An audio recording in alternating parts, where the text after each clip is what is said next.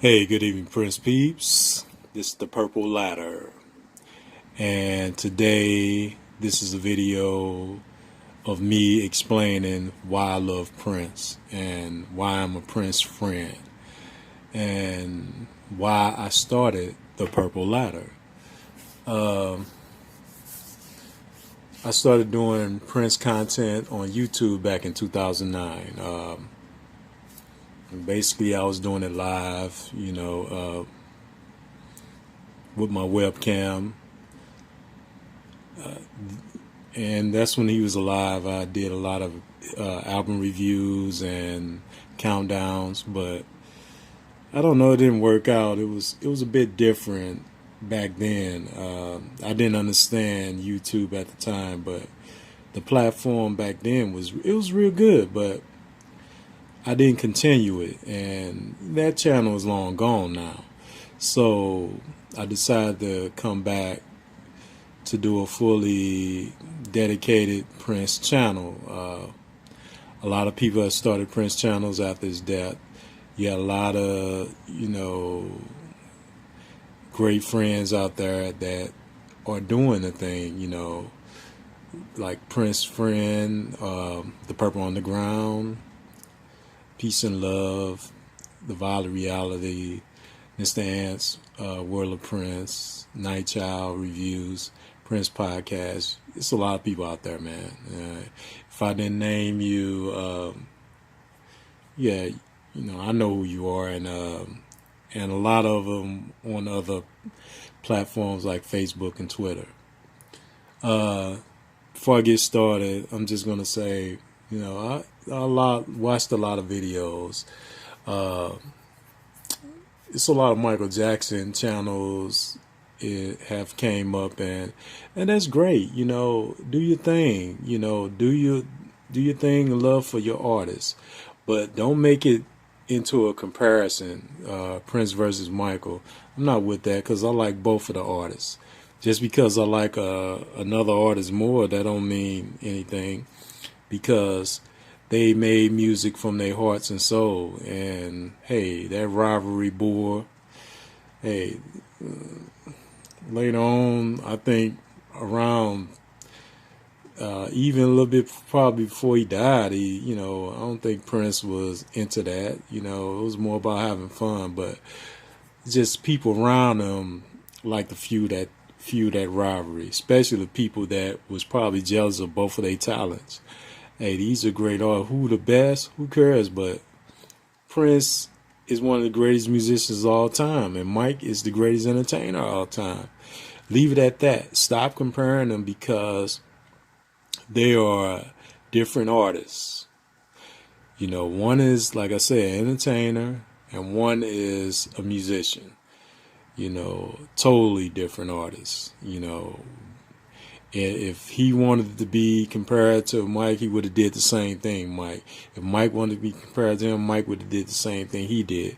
So they just was around at the same time, and they both, I say, they had sort of the same style, like coming out at that time. The two black kids that wore makeup, long hair, and both a bit feminine. I think that's where the comparison lies. But totally different artists, totally different. But both was inspired by James Brown. And Prince, probably more like Santana and Hendrix. Mike more James and Jackie Wilson, Elvis maybe. So hey, you know, get that Prince and Michael Jackson rivalry, because you can't prove anything. Only thing you're gonna say, hey, he outsold, he did that. That has nothing to do with that. That's the record industry. But God-given talent is something that you can't take away from none of those guys. So I'm not with that. But it's just, I love Prince much better because,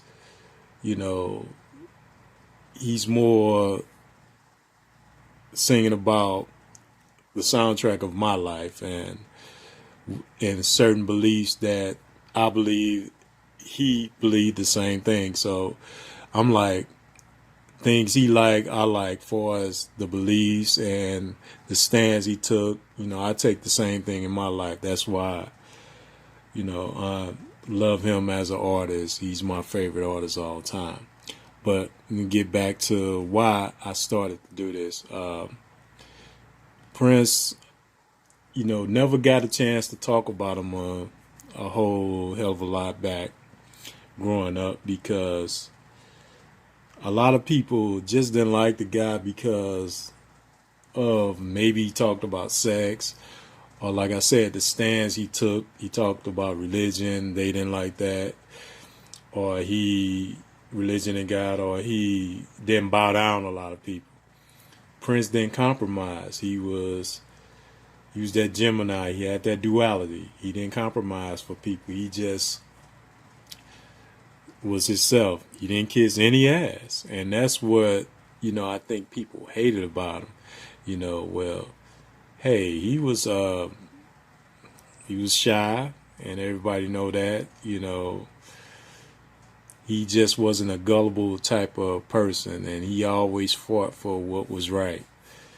And sometimes, hey, he can be rude and mean, but that's just, like I said, the duality of the Gemini in him. But that man, when he gave a performance or gave you his music, he gave it all. Like I said, God-given talent, and hey, that's how he was. He can be a control freak, yeah. You can hate him, but like I said, it still was all about the music with him. And that's why the passion of the music, that's why I wanted to start that channel, because the passion of the music, man. And I didn't agree with everything he did. A lot of things, and some of the songs he may have wrote, I didn't, always like them, but, hey, Prince was like that. Put it out like that. Put it out. You can put it out any way you want to put it out. And that's what I like about him. He was so free. So damn free. Yeah, he just didn't, hey, I'm going to make this for the charts. If he did, he would have released the songs that he knew would have been hits instantly. But he didn't. He released what he wanted to release. And he didn't strive, he didn't promote. The record company couldn't tell him what to do. And hey, this guy could have sold 20, 30 million records, but he just didn't want to be that guy that sold out. He didn't want to be that artist that, hey, I want to be I want to put out a song for a hit. I don't like the song, and the song don't have much passion. Hey, and I'm gonna, but it's gonna be a hit. No, I'm not gonna do that. I want to put out a song that, that I want to put out. Something that's in my heart. If you love it, that's cool. But I'm not gonna apologize for my music, because this is what I make. Just like in Purple Rain, when Billy said, nobody digs your music but yourself. But hey, that's not true, because he always had it in here in his heart. And that's what I like about Prince, because this is him. He's telling you, hey, you don't have to compromise. You don't have to bow down. And in later years, and he was doing that. He wasn't bowing down. He got more political, and he took those stands. And I think the record industry still haven't forgave him for writing "slave" on his face. And like I say, people are still catching up with this guy, man. This guy was so ahead of his time, and they are still trying to catch up with him. And in 3 years after he died, people still haven't caught up with him. I don't think people are going to catch up with him to another 10 years, man, because that's how ahead of his time is. He's like Curtis Mayfield, or, people like that, Sly and the Family Stone, or the Funkadelics, where they was making music that at the time, it was already ahead of time. It was making music for another decade, different genres. You look at people like Teddy Riley and the things he did. A lot of people didn't like New Jack Swing, but he was doing something great that a lot of people couldn't do, and a lot of people was jealous.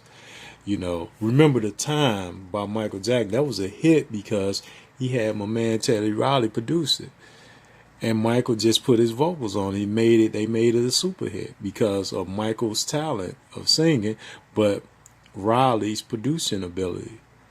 That song didn't sound nothing like Black or White on the same album. Or you had Keeping the Cloud. These were grooves that was produced by Teddy Riley. That's what Teddy Riley, what kind of producer he was. He had that style. People like Face had that creativity. Stevie Wonder. Prince is more closer to Stevie Wonder than anybody and I think that's why he went into the Prince persona of sex, because he didn't want to be constantly compared to Stevie Wonder, because that's what they were saying in 1978, the next Stevie Wonder. And he just didn't want that on. He wanted his own style, his own sound. That's why he didn't let Verdine White produce his first album, because he wanted to have his own style, like George Clinton or somebody. So Prince was ahead of the curve. He was ahead of the game, and you got to realize the music industry, it's a game. It's a game. I think people get too entrenched in it, and they don't realize that, that it's a farce, it's a game. Music. Hey, music makes you feel good, but the industry is a game. You look at people like Bob Marley, that's, social activists, using a platform to do good things. You have to give it up to people like Bob Marley or Curtis Mayfield, or even Michael Jackson at the time. Prince started doing the same. And that's what it's about. It's not just about the fame and the fortune. And I think sometimes we look at things, a lot of artists look at that and they really let that get to them, because of the media can really mess up an artist. You look at Whitney Houston, probably, she probably felt that way, but people they don't love me the same. But no, you got to realize that this is the media. This is what they can see, because they're going to always come back. The people is going to always come back to your music. It's a happening, and you're a legend. You got to realize that you make music. You got God-given talent, and yeah, you make it for the fans, but you got to realize you're human, and it starts with you, and you really can't apologize for you. If you make mistakes along the way, yeah, you can apologize, but like I said, you're only human. And I think that's what Prince gave us. Prince gave us a soundtrack, his life, from 78 on to 2016. You feel so many different genres, so many different type of music, so many different lyrics, so many different moods, feelings, effects, spirits. So Prince has got a hell of a catalog, and that's why I love the guy. For us, with his music, man, he got a hell of a catalog, and that's why I started the Purple Ladder. The Purple Ladder is it's a journey to explore the life and music, or life of times and music of Prince, and explore what Prince was, the emotions and everything what he was going through. Tell you things, what was going on. show you show you the images, the spirit.